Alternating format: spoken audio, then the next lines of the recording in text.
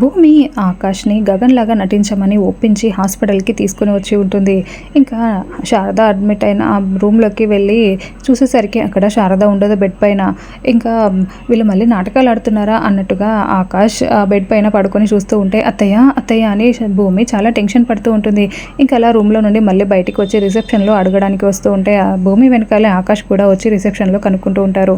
ఇంకా ఈ రూమ్లో మా అత్తయ్య శారద అనే ఆవిడ ఉండాలి, తను కనిపించిందా అని అడగడంతో ఆవిడ ఇంతకీ ఇటు వెళ్ళిపోయారు మేడం, మీరు రాగానే ఈ లెటర్ ఇవ్వమన్నారు అని ఆ లెటర్ని భూమి చేతికి ఇవ్వడంతో భూమి ఆ లెటర్ని ఓపెన్ చేసి చదువుతూ ఉంటుంది.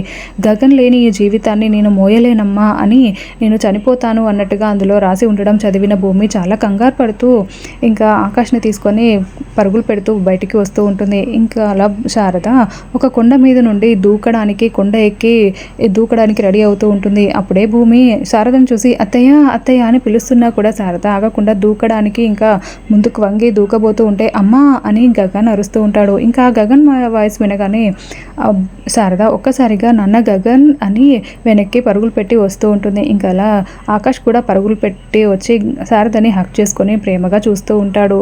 శారద చాలా హ్యాపీగా ఫీల్ అవుతూ ఉంటుంది. భూమి కూడా హ్యాపీగా ఉండి ఉంటుంది. మరి ఇప్పుడు గగన్ లాగా ఆకాష్ నటిస్తున్నాడా, లేదంటే నేనే గగన్ అని నిజం ఒప్పుకుంటాడా, అసలు ఏం జరుగుతుంది వచ్చే ఎపిసోడ్లో తెలుసుకుందాం. Thank you for watching.